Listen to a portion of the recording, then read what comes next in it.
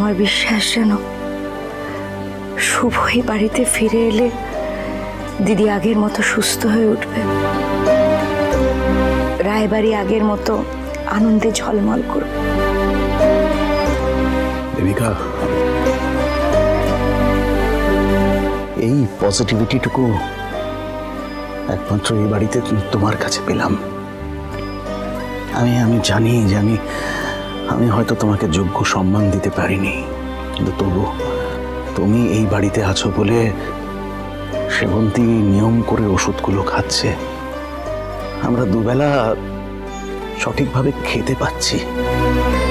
না হলে তো সবাই হয়তো হোটেল থেকে খাবার নিয়ে আসতো, একই ছাদের তলায় হয়তো হাঁড়িটাই আলাদা হয়ে যেত।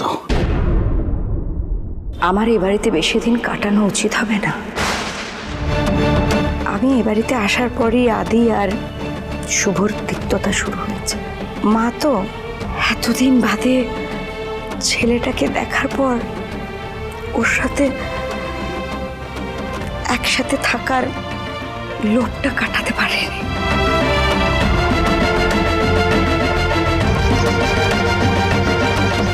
শুভ এলে শুভর হাতে সংসারের দায়িত্ব দিয়ে আমি বাড়ি থেকে চলে যাব।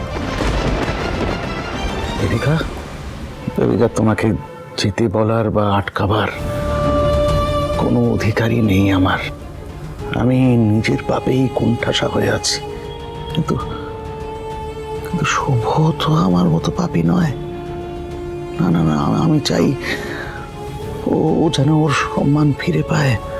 আমি চাই যে আদি এমন প্রমাণ জোগাড় করে আনো যাতে যাতে সবাই মেনে নেয় যে শুভ নির্দোষ।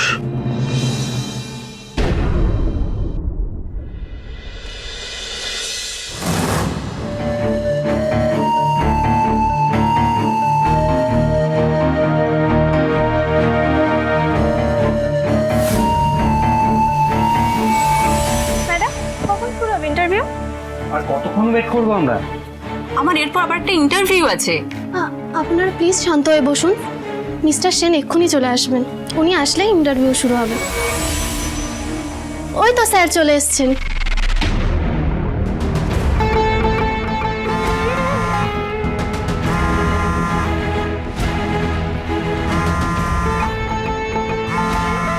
Such an irritating woman, বারবার ফোন করে যাচ্ছে। হ্যাঁ, কি হয়েছে? দেখছো তো ফোনটা কেটে দিয়েছি, বারবার ফোন করছো কেন? দরকার আছে বলেই তো করছি ফোনটা। আজকে আমার ডক্টরের চেকআপ রয়েছে। তো আমি কি করব? মানে আপনাকে ছাড়া আর কাকে বলবো? বাড়ির কাউকে তো বলার উপায় নেই। আপনি না নিয়ে গেলে কার সঙ্গে ডক্টরের কাছে যাব আমি? বেবির জন্য তো রেগুলার চেকআপ করানোটা জরুরি। হয়ে গেছে কথা বলা তোমার? ভগবান হাত পা দিয়েছেন তো, নিজে চলে যাও। আমায় কেমন ডিস্টার্ব করছো? কাজের মধ্যে আছি, ফোনটা রাখলাম।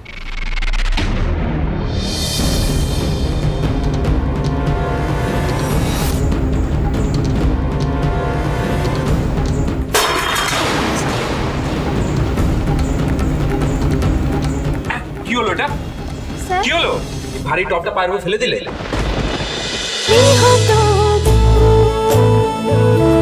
গৃহপ্রবেশ সোম থেকে রবি রাত 10টায় স্টার জলসায় ও জিও হটস্টারে।